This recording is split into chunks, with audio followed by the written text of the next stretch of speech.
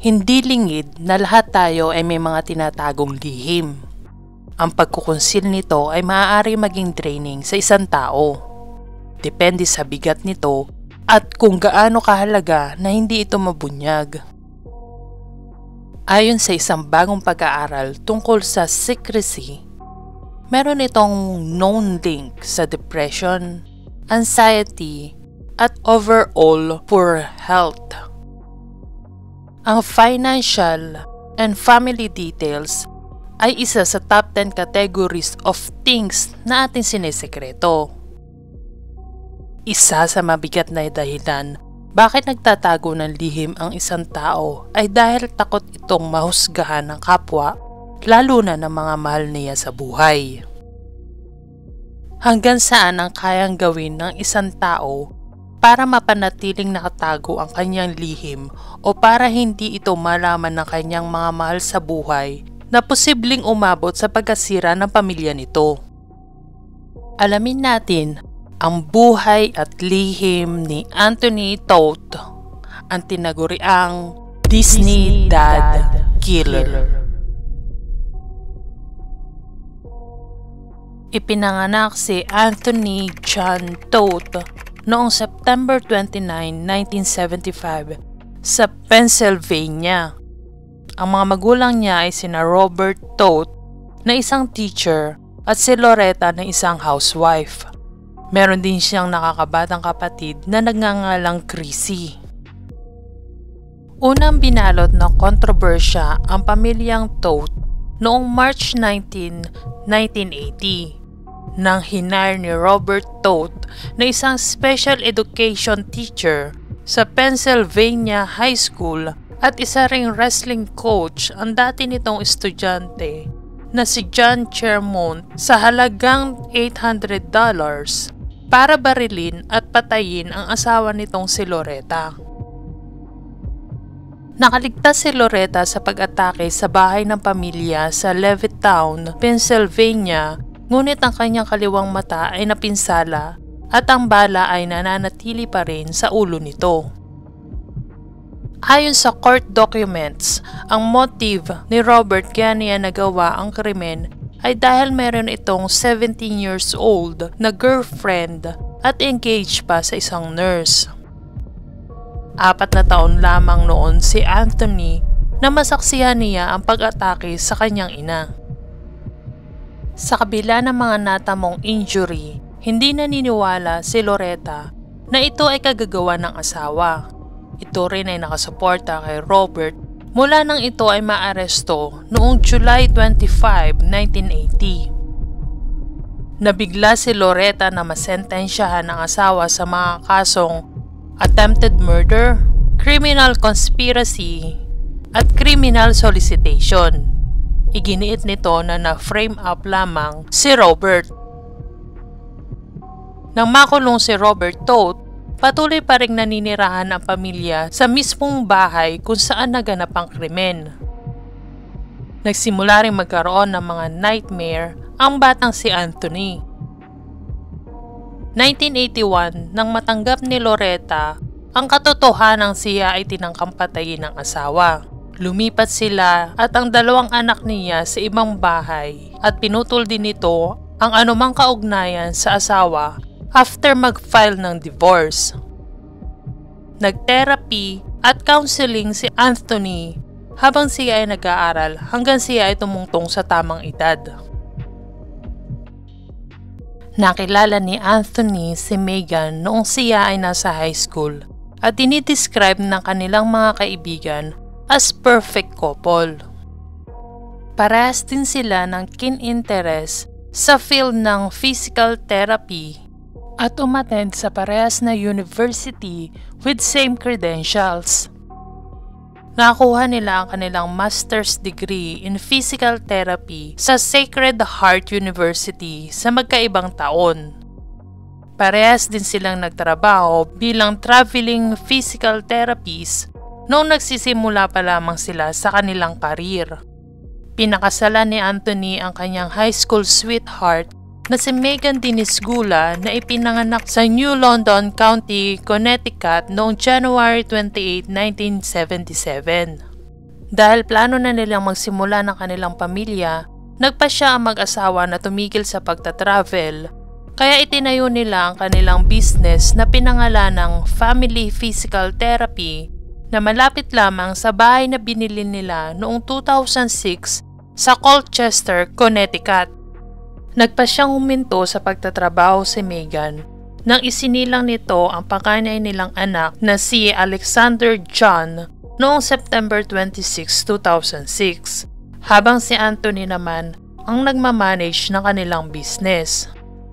Mahigit 1 taon ang lumipas nang nabuntis uli si Megan sa pangalawa nilang anak na pinangalanan nilang Tyler noong December 30, 2008. Pagkatapos ng trip ng pamilya sa Disney World noong 2011, nakagat ng unidentified insect si Megan na nauwi sa infection. Na-trigger na naturang infection ang Lyme disease nito na nakuha niya sa tick bite nung siya ay teenager pa lamang. Nauwi ito sa increasing severe health problem. Nang sumunod na taon, pabalik-balik na sa emergency room si Megan. Na-diagnose ito na merong tonsillitis, hepatitis, at iba't ibang infeksyon. Nagsimula na rin siyang mangayayat. Kasunod ng iba't ibang health problem ni Megan, na-diagnose din ito na merong depression na lalong lumala nang ito ay makunan dahil na rin sa kanyang kondisyon. Pagkatapos na nakakalungkot na miscarriage, sobrang saya ng pamilya nang muling nabuntis si Megan at isinilang ang unang anak nilang babae na pinangalanan nilang Zoe Elizabeth noong July 23, 2015. Kahit na busy sa pagmamanage ng kanilang family business, hindi pumapalya si Anthony na umattend sa sports practice at school events ng mga anak. Nagvo-volunteer din ito bilang youth soccer coach at nagbibigay ng libreng physical therapy sa mga batang may kapansanan. Habang ang mundo naman ni Megan ay umiikot sa kanilang mga anak, involved din ito sa mga school activities at ini-encourage ang mga anak na ipurso ang fashion ng mga ito sa sports. Namana din ng mga anak nito ang hilig ni Megan sa music. Si Alec ay matalinong bata na mahilig magbasa. Tumutugtog din ito ng piano at nag-aaral mag-violin. Mahilig din itong maglaro ng soccer at mag-skateboard. Si Tyler naman ang komedyante ng pamilya. Mahilig ito sa mathematics. Tulad na nakakatandang kapatid, tumutugtog din ito ng piano at nag-aaral ng gitara. Isa rin itong excellent swimmer. Ang bunsong anak na si Zoe naman ay ang prinsesa ng lahat. Ito ay mahilig kumanta at masiyahin. Dahil sa magandang pagpapatakbo ni Anthony sa kanilang business, nakakapag-provide ito ng maalwang buhay at madalas ding mag-travel ang buong pamilya. Napagpasyahan din na mag-asawa na mamili ng condominium sa Celebration. Ito ay isang suburb sa Orlando na malapit sa Walt Disney Resort. Ito ay ni-develop ng Walt Disney Company noong 1994. Pagkaraan ng ilang taon after nilang mabili ang kanilang kondo, nagdesisyon ang mag-asawa na lumipat sa Celebration at mag-rent ng bahay noong 2017. Ayon kay Anthony, ang main reason ng kanilang paglipat ay dahil sa warm weather na nakakatulong sa kalusugan ng asawa. Marami ding di umanong homeschooling opportunity sa Celebration. Dahil patuloy pa rin ang business nila sa Connecticut, lumilipad si Anthony kada Tuesday para sa trabaho at bumabalik sa Florida kada Friday para makasama ang pamilya.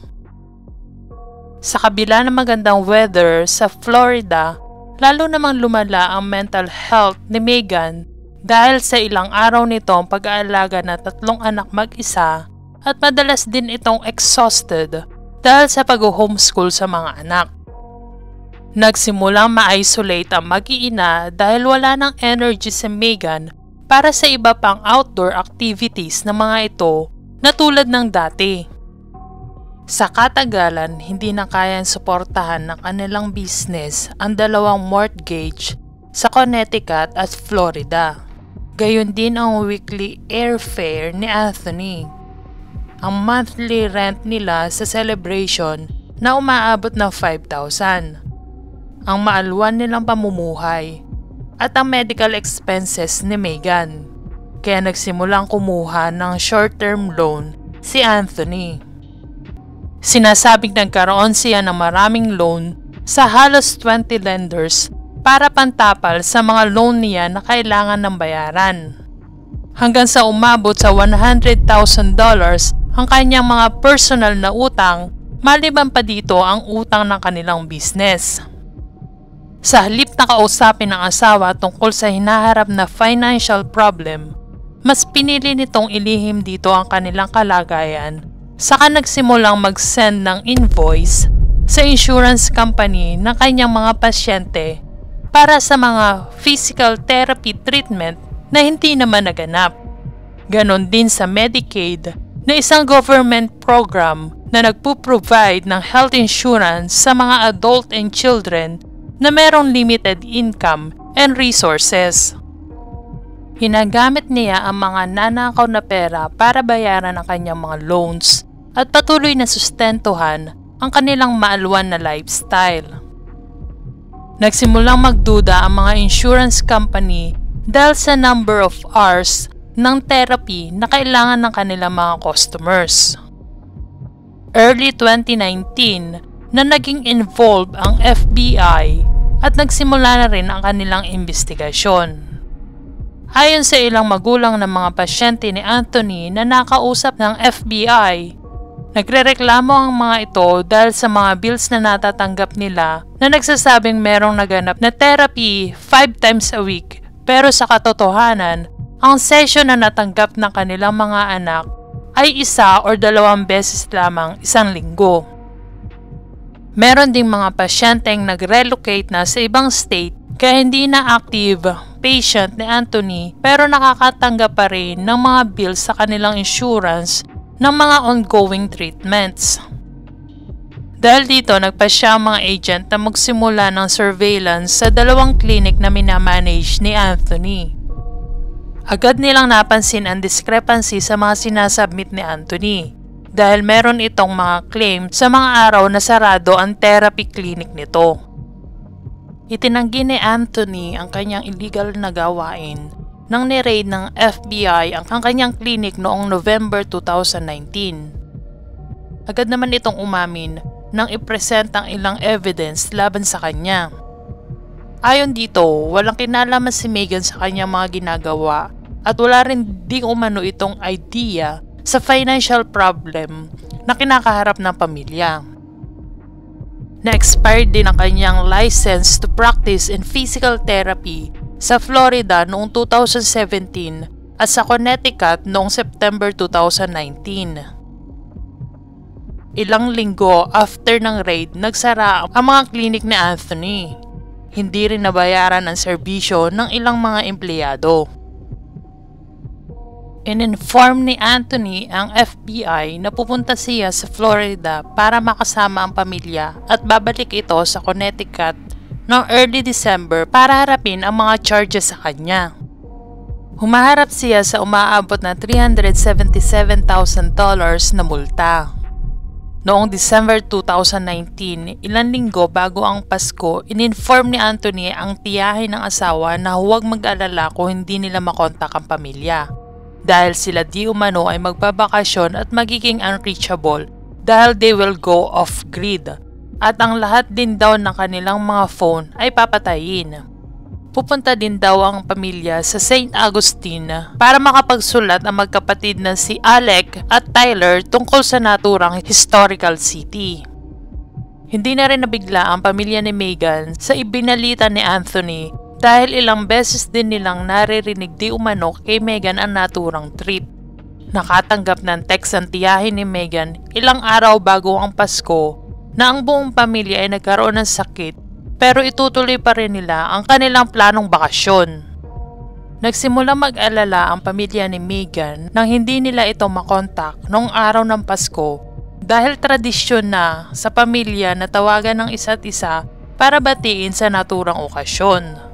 Ang nakakabatang kapatid ni Anthony na si Chrissy ay nag-aalala na posibleng merong hindi magandang nangyari sa kapatid at sa pamilya nito dahil hirap din siyang kontakin ang mga ito di tulad ng dati.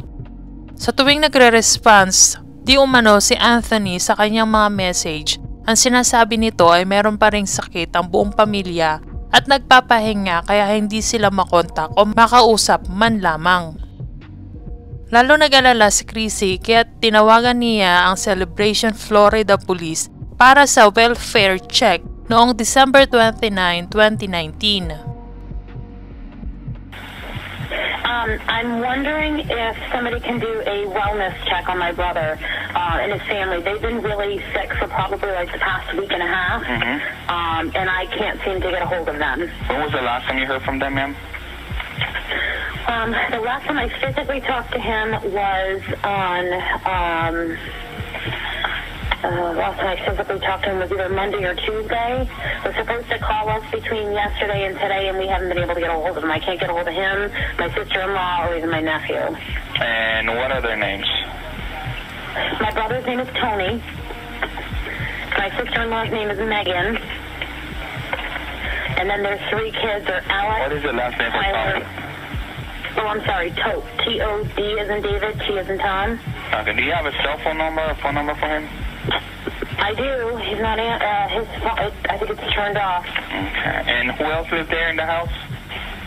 It's my 2 nephews and my niece. Alec, A-L-E-K, is 13. Tyler, T-Y-L-E-R, he is 10. And my niece Zoe is 4.5. You said they were sick or something like that you mentioned at the beginning? Yeah, they've been really sick. I guess they've had the flu. But they've had the flu probably for a couple weeks. They were really down and out during Christmas. The only one we've been able to talk to is my brother. And now, like I said, we can't get hold of any of them. And he was supposed to call us. He was supposed to check in with us yesterday, and then he was, because they were doing their Christmas yesterday supposedly, and then he was supposed to call us today. And none of my sisters or my mother has heard from him, and we can't get a hold of him. Okay. Alright, we're going to have somebody come over. Then when the deputies get there, they're going to call you from the block of private number to let you know the outcome, okay? Okay, thank you so much. It is my pleasure. Have a good night, ma'am. Alright, bye. Bye-bye. Nang dumating ang officer, una niyang napansin na walang sasakyang nakapark sa driveway or sa labas. Ang lahat din ng blinds ay nakasara at wala di umanong sign na merong tao sa loob. Ilang beses din siya kumatok pero walang nagbubukas. Dahil wala ring suspicious activity or bagay na nakapag-raise ng atensyon ng officer, kaya nag-iwan na lamang siya ng card sa pinto na merong details niya at note na kontakin siya agad ng mga ito. Ayon kay Chrissy, alam niya ang investigasyong ginagawa ng FBI sa business ng kanyang kapatid. Alam din niyang may posibilidad itong makulong. Kaya naiisip niyang maaaring nagtatago ang kapatid kasama ang buong pamilya. January 6, 2020, nang huli niyang makontak ang kapatid through text. Dito na sinimula ni Chrissy ang online search para mahanap ang Tote family. Sinundan ng FBI ang trail ni Anthony mula sa Connecticut hanggang sa Celebration, Florida. Nagsimula ito noong nag-fail na mag-update sa kanila si Anthony noong early December tulad ng pinangako nito. Nakapark sa harap ng bahay ni Anthony ang FBI agent para mag-conduct ng surveillance nang makita niyang bumukas ang pinto nito at lumabas ang isang lalaki. Tumawag ang naturang agent sa local sheriff office to confirm ang sighting kay Anthony. Ilang minuto ang lumipas nang dumating ang mga pulis sa location para sa planong pag-aresto dito sa kasong health insurance fraud. At para mag-conduct na rin ng welfare check dahil ayon rin sa kapatid ni Anthony na si Chrissy, ilang linggo na nilang hindi nakokontak ang pamilya at nakakatanggap din sila ng mga disturbing messages mula sa mga ito. Ayon sa officer, nang marating nila ang naturang address, may nakita silang lalaking nakatayo sa porch ng bahay. At nang makita silang papalapit, agad itong pumasok sa loob at sinarado rin agad ang mga pinto noong January 13, 2020. Ilang minuto rin silang kumakatok pero walang nagbubukas sa kanila. Kahit nakita nilang merong tao sa loob. Kaya nagpasya silang pasukin na ang naturang resident. Agad na sumalubong sa 5 law enforcement officer ang masangsang ng amoy at napansin din nilang walang kuryente sa naturang bahay. Dahil sa mga veterano ito, alam agad nila na galing sa decomposing body ang dahilan ng mabahong amoy. Agad nilang hinanap ang lalaking nakita nilang pumasok. Natagpuan nila si Anthony Toth sa taas ng hagdanan patungo sa second floor ng bahay. Tinanong ng mga officer kung nasaan ang asawa at mga anak nito na sinagot naman ni Anthony na si Megan ay nasa taas at natutulog at ang mga bata ay nasa bahay ng mga kaibigan para sa sleepover. Nang akitin ng mga officer ang second floor kung nasaan ang master bedroom, nakita nilang merong taong nakahiga sa kama pero balot ito ng blanket. Meron ding 2 magkatabing matres sa sahig. Napansin nila ang katawan ng 2 batang nakapwesto sa matres ay kulay bluish black na. Meron ding parte ng binti ng mga ito na animoy naaagnas na. Natagpuan din nila ang patay na katawan ng family dog na si Breezy. Nadiskubre na ang taong nakahiga sa master bed ay ang wala ng buhay na si Megan. Sinimulang questionin ng mga pulis si Anthony kung anong nangyari. Dito nito inilahad na uminom siya ng isang bote ng Benadryl bago pumasok ang mga otoridad. Agad itong sinugod sa isang hospital na nagdetermine na ang amount ng ininom niyang gamot ay hindi harmful or fatal. Nang medically clear na si Anthony, saka siya dinala sa police station kung saan siya muling kinwestiyon ng sumunod na araw. Ayon kay Anthony, dahil sa health and mental condition ni Megan, nagsimula itong ma-obsess sa afterlife hanggang sa gumugugol ito ng panahon para mag-research tungkol dito at natagpuan ang isang religious group online. Naniniwala itong meron pang ibang buhay maliban dito sa mundo na nasa higher level of consciousness. Nipresent daw ito sa kanya ng asawa at naging appealing naman sa kanya. Napag-alaman nila na ang mundo ay nahaharap sa nalalapit na apocalyptic end na magaganap di umano sa December 28. At after nito, ang pamilya niya ay magkakahiwa-hiwalay at magiging slaves. Ang tanging paraan para maiwasan ito ay kung mamamatay sila bago ang apocalypse na magkakasama para makamit ang everlasting salvation. Ayon din kay Anthony, kinausap nila ang mga anak at sumang-ayon di umano ang mga ito na sa murang kaisipan nila ay ayaw nilang mabuhay na hindi kasama ang mga magulang. Ayon sa confession ni Anthony, nagset siya ng alarm ng 11:30 ng gabi para isagawa ang kanilang plano. Una niyang pinuntahan ang silid ng bunsong anak na si Zoe. Matagal niyang pinagmamasdan ang anak pero nape-pressure siya di umano na ituloy ang plano dahil ilang beses siyang pinupuntahan ni Megan. At ganun din ang kaisipang kailangan niyang gawin ito para isalba ang kaluluwa ng bata. Sinubukan niyang saksakin sa taas ng pusod ang natutulog na si Zoe pero hindi ito bumaon at nagkaroon lamang na maliit na sugat. Nang bumaling ito sa pagkakahiga, inilagay niya ang kanyang kamay sa bibig nito saka tinakpan ng unan ang ulo ng bata hanggang sa tumigil ito sa pagpalag na umabot daw ng 10 to 15 minutes. Sumunod nilang pinuntahan si Alex sa silid nito. Dahil ang panganay na anak ay binatilyo na, niplano nilang kailangan hawakan ni Megan ang mga paa nito para hindi nito kayanin ang ama. Nang saksakin niya di umano ito, nagising ang bata at sinubukang tumayo pero agad niya itong pinigilan. Tinakpan niya agad ang bibig nito saka sinoffocate gamit ang unan. Nang huminto na ang anak sa paglaban, umalis na di umano si Megan at bumalik sa master bedroom.